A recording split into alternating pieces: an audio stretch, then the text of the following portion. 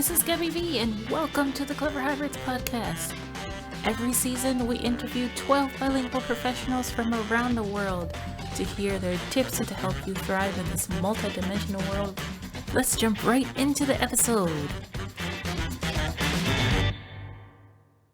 Hey, Mariya, it's nice to finally meet you. Nelson has told me a lot about you, so I'm very excited to get to know you a little bit better. Hi, thanks for having me here today. My pleasure. But it's really nice to meet you as a fellow female entrepreneur. I'm really excited about this. And you're also a polyglot. I was like, yay! You speak English, German, Russian, and your native language, Ukrainian. You worked as a freelance interpreter in the past. What was that like? To be honest, I came up with that job completely random and I was looking for jobs. I was 18. I was living in Germany for only 1.5 years at that time. And then a friend just suggested me to apply there for the international fair. It was the first experience I've ever had in this huge international environment. Was quite interesting, but also quite challenging because someone would come to you and you need to help a client to choose the right product and switch between languages. And back then, I was not super confident talking German 24/7. So it was a bit challenging and tricky. But I always say that when you are speaking more than two languages, it's always learning by doing and it's a process and you get used to it. So in the beginning, it can be quite confusing to look for the right word or just you have a sentence and you are completely fluent and then there is one little word and you have no dictionary by hand or no one to ask and you have to be spontaneous and look for a synonym from your vocabulary and so on. So it was quite challenging, but also very helpful to proceed with the language itself. Yeah, that's a good strategy. So when you get stuck, how did you find a synonym? Did you just describe the thing or you tried to find another word to explain it? What did you do?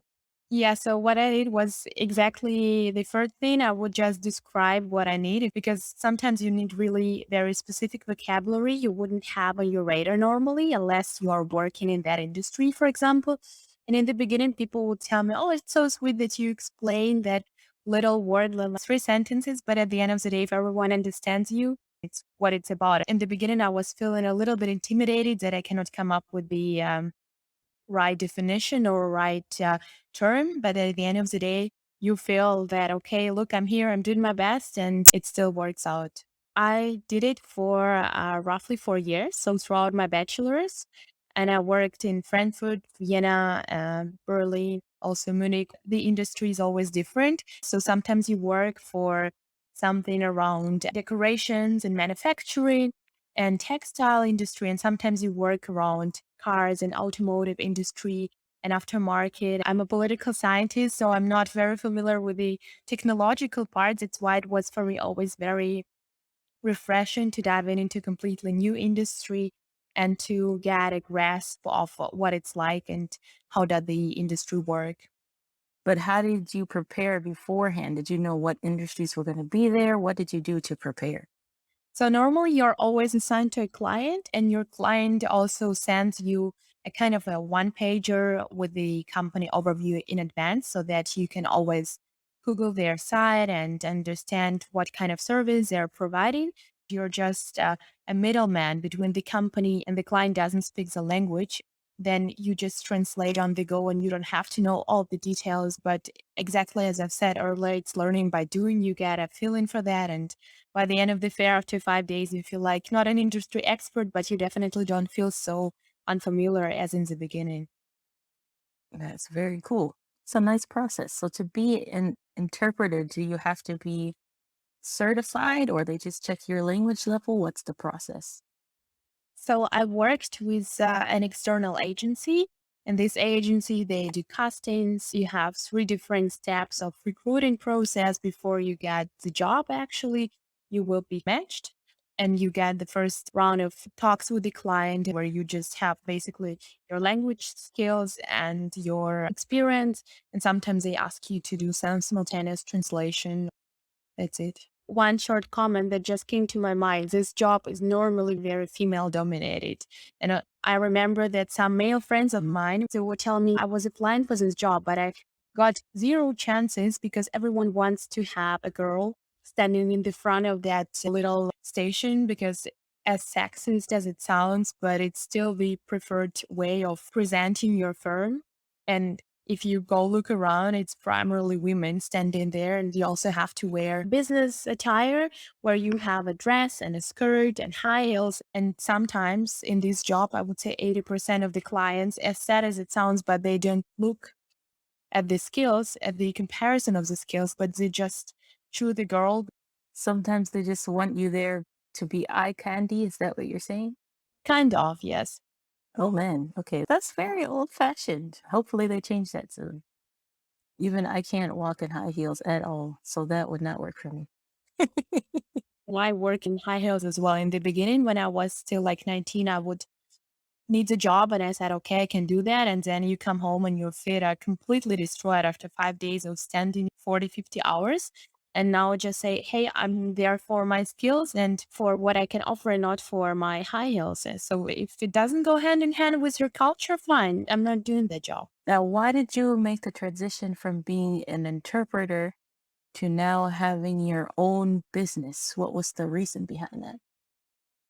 I was looking for something more to grasp an understanding of one specific industry. And that's why I landed up in the beginning diplomatic institutions. I was working as an intern in a consulate of Ukraine in Hamburg. It's a fascinating process, but I didn't like the structure so much. So I changed to the side of the economy and I chose like the private sector, working in a small agency around strategy and communications. Worked there for 6 months. Due to the size of the company, it was fairly small, like 7 employees. You always could get direct feedback, and you got a mentor on your side giving you constant feedback and insights and having all these kind of talks with you. So it was very helpful. And after that, I realized that I want to be able one day to do something similar on my own, and I applied for a program that was matching corporations with the young talents. Yeah, we were working towards ideas for the future work. And during the program, I noticed, wow, this is so cool. I really enjoy working on it. I really like the way we had our team structured and the unique opportunity of solving a problem that is not a hypothetical one, but is a real case. And there are real people that are affected by this problem. And we can be the people helping them to overcome the problem. So this is where the entrepreneurial journey started for me. Yeah, it's nice to be able to work on like this is a real thing and I fixed it. And they're like, yes, fixed. Exactly. But how did you get from okay, I like entrepreneur stuff to actually starting Flex Office? Why that industry?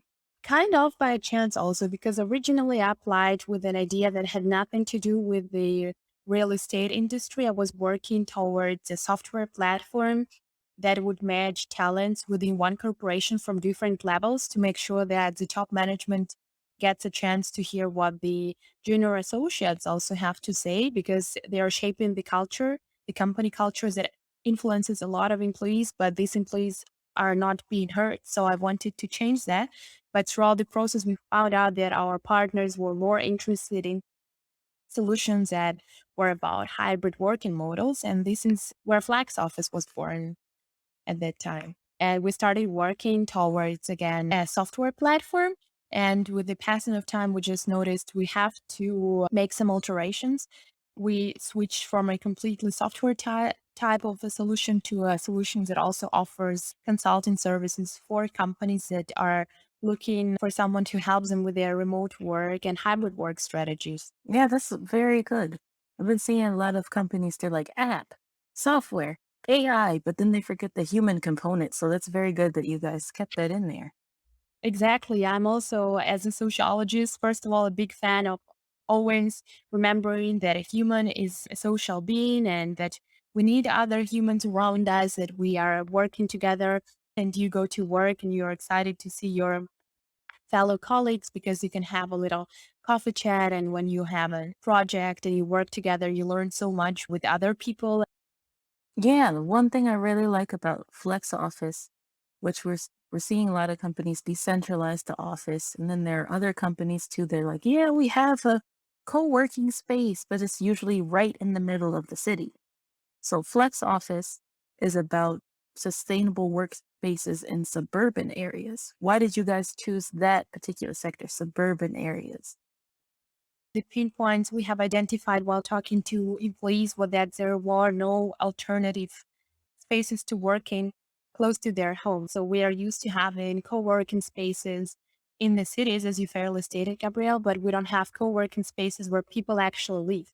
And due to the fact that all employees are distributed and you have to engage in a very high-end analysis of like demographics and so on to identify that sweet spot for the co-working space. It's not very common that you find a co-working space in a suburban area. And the trend is also very new.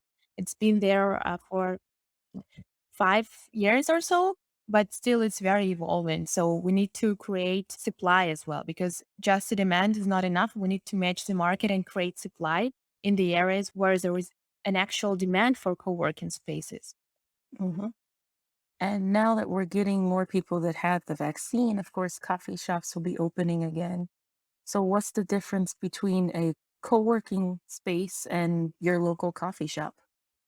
As much as I love working in coffee shops myself, it's a completely different constellation because if you come to Starbucks and I don't know, 10 people working with their laptops and so on, but still you have the noise of a coffee machine, still you have people passing by all the time and you don't have a proper not even a dedicated workspace, but you are sitting in a cozy chair or you have your laptop positioned on a table, but it's not to be compared with the co-working space where you have, first of all, a community. This is something you don't have in a Starbucks or in a local coffee shop. And you have established yourself within the community who is coming there every day. You have familiar relations and you have all those social processes going on, like, and after work beer or whatever, which is not a part of the coffee shop working culture and will never be. The coffee shop culture becoming more like a co-working now, very low because it's more about the individual and the freedoms I want to use as a private person. But if I want to have a collective impact or to experience these community, I have to be in a spot that enables me to do so. It could be very tricky if you just go to a random Starbucks and you would approach people working with their laptops looking for a small chit chat. I wish we had more people who would be open to that, but from what I've experienced working in coffee shop, that people work there and they're not really looking for new friends or new connections. They're just there concentrated on their stuff and they don't want to be disturbed. Yeah, it's very much personal space bubble. Like, why are you looking at me? Let Literally. alone talking to me. Oh my goodness. Now you mentioned the German culture a little bit.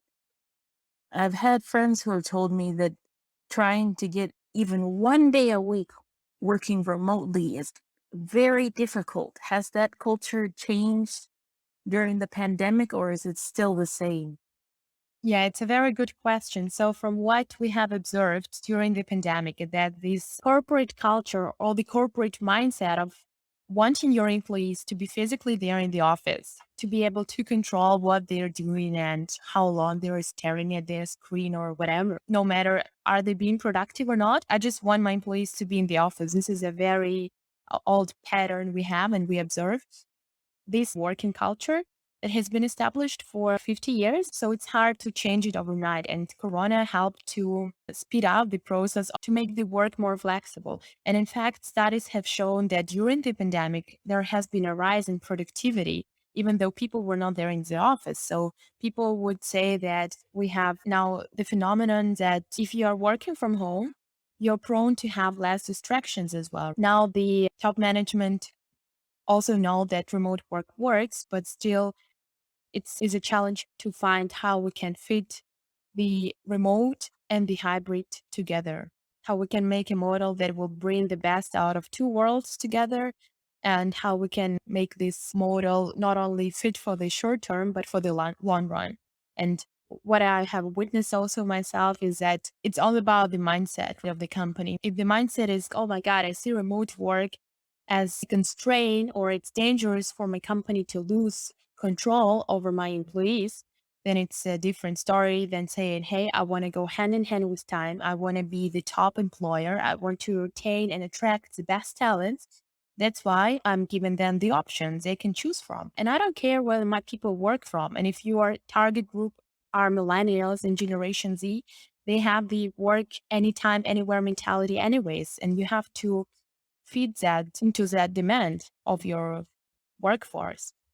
Definitely, internet gives us a lot more options, and we're even going through right now the great resignation where there's a lot of people who are like, you don't treat me well. Ciao. Yeah, so we definitely see a shift, but I still think that it will take us some time to find out also in terms of all the compliance and regulations. It's a huge topic right now. Now, going into some of these issues that you mentioned in a LinkedIn poll about 10 months ago, you mentioned we have this co-working option, which will be more of an option as people start to get the vaccine. But how can people deal with the two main issues that people mentioned in your poll, lack of human interaction? And I know this one is hard for me, separating work from home. What are some tips you have to help people do that?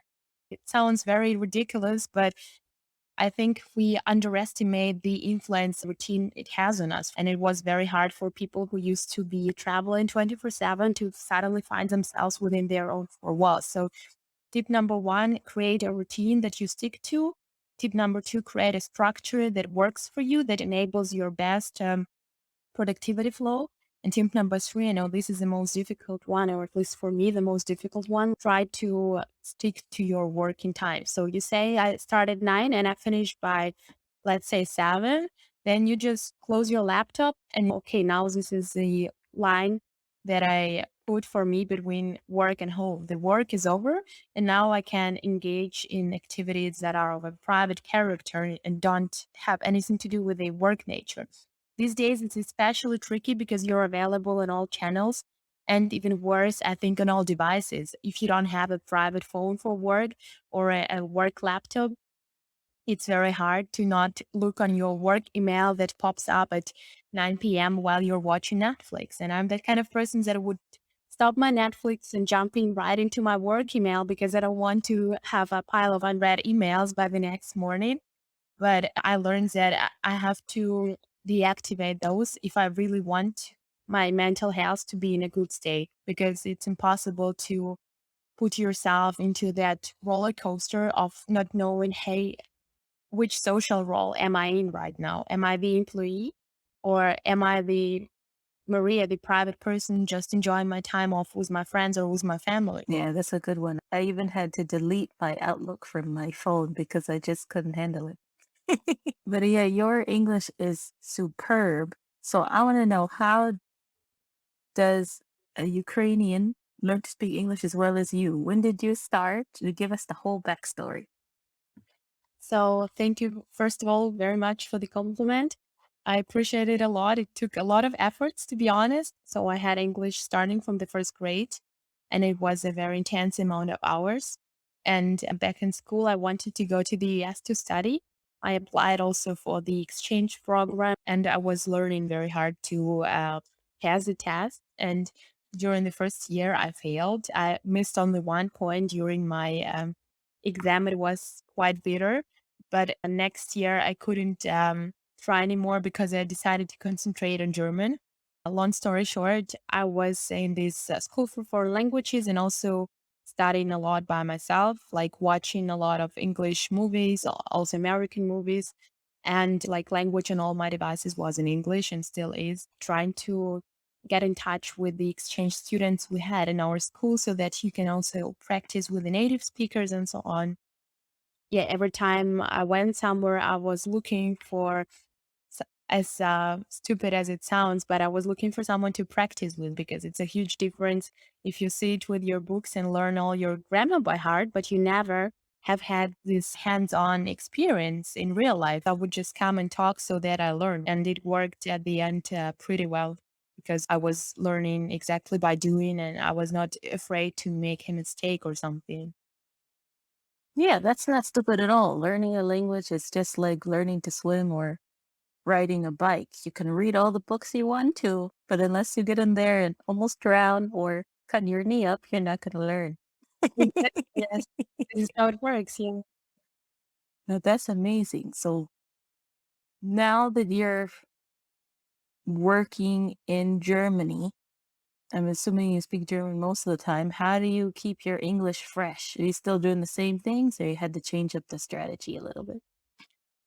So first of all, I speak English with my Salvadoran boyfriend, and this is what keeps it also. I would say it keeps it alive, but it definitely keeps me on track because if you are studying in Germany and you only take German courses, it's quite dominating the German language and it kicks out all your other languages pretty fast. So I'm happy that I get a chance to work and to practice still every day with my boyfriend.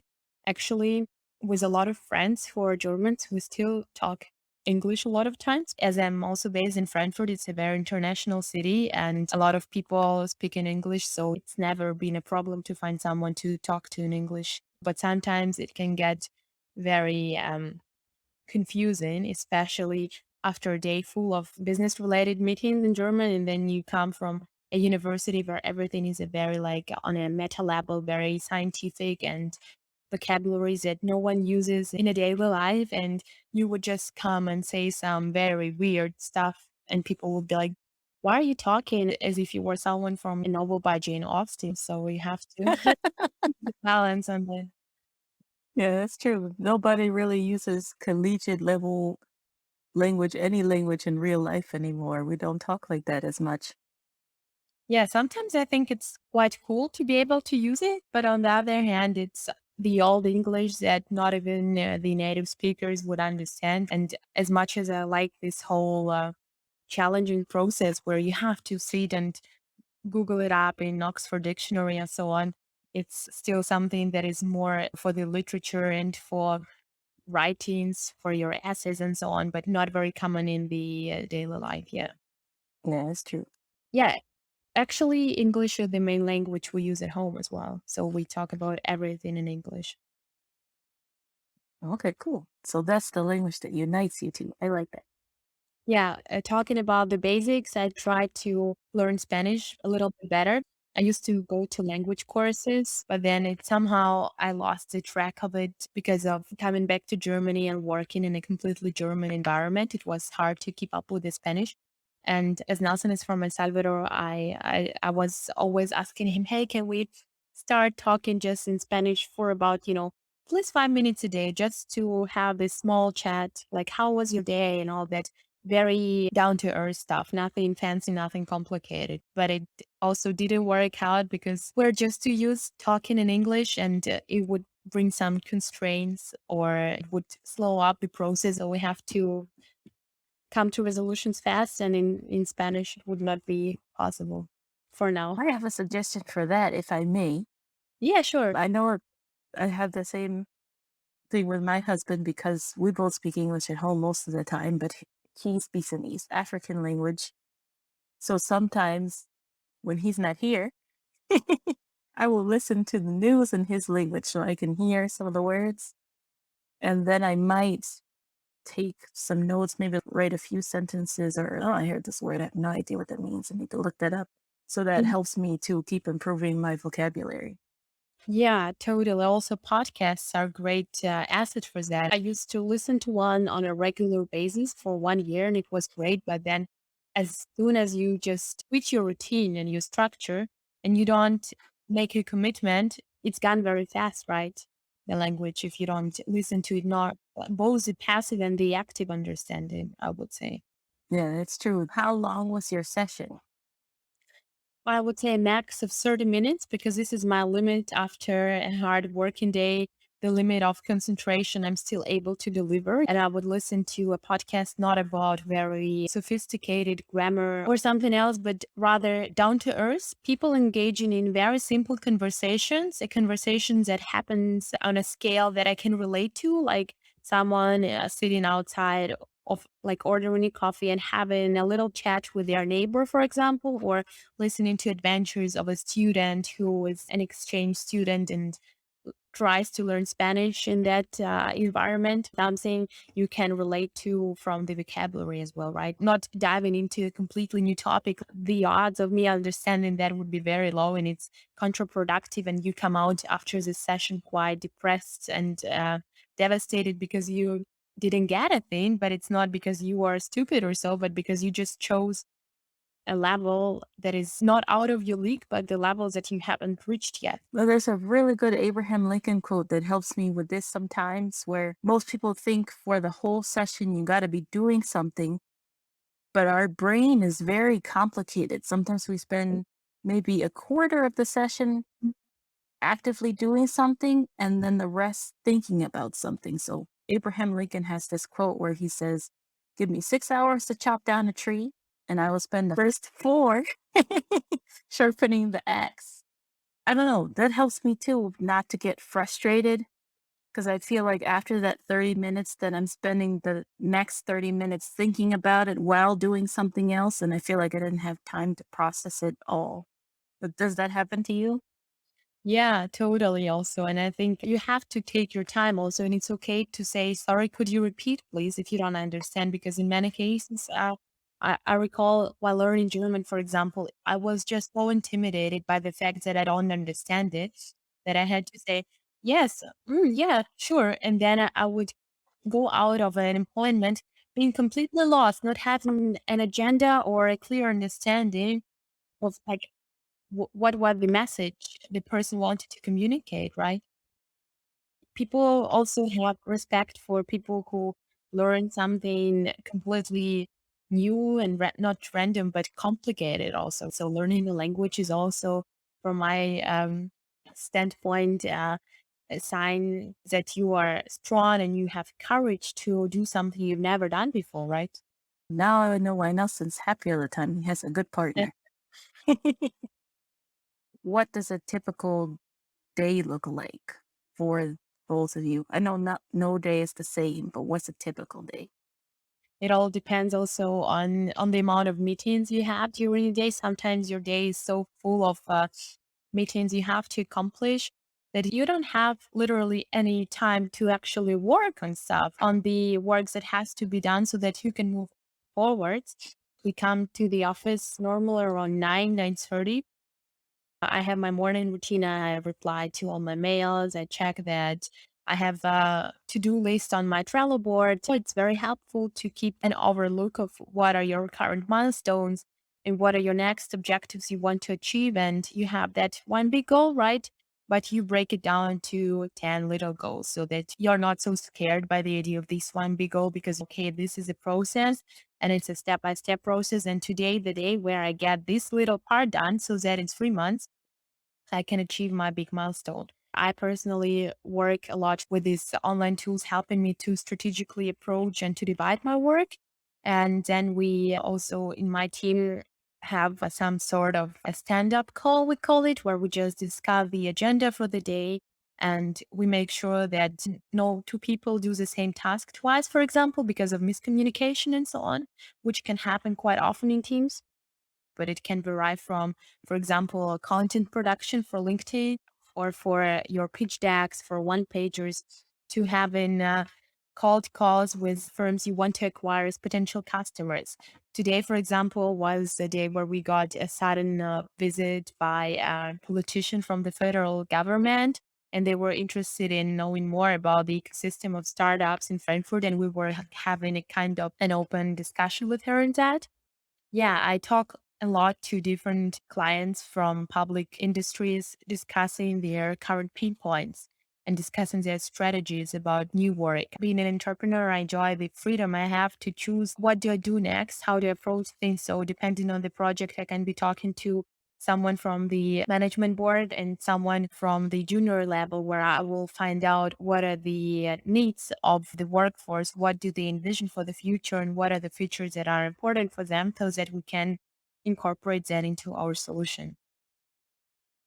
In a startup, especially when you have a small team, you have to outsource some tasks that are not your core competence, for example, like building websites or creating UX or UI design. It's not that you cannot learn it, but you know that you're way more efficient in doing other things.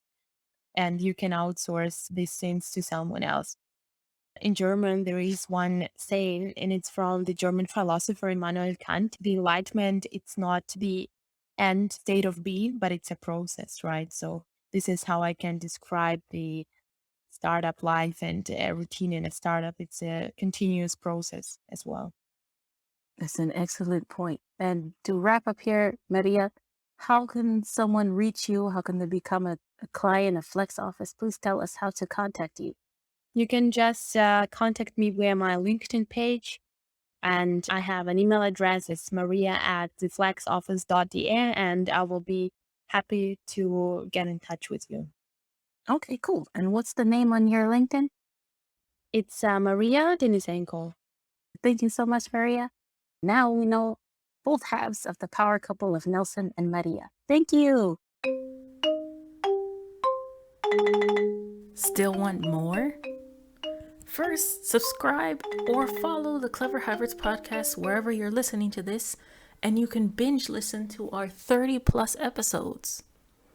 If you want even more than that, we share helpful clips and quotes from our podcast on our Instagram and Twitter accounts. The handle is @CleverHybrids.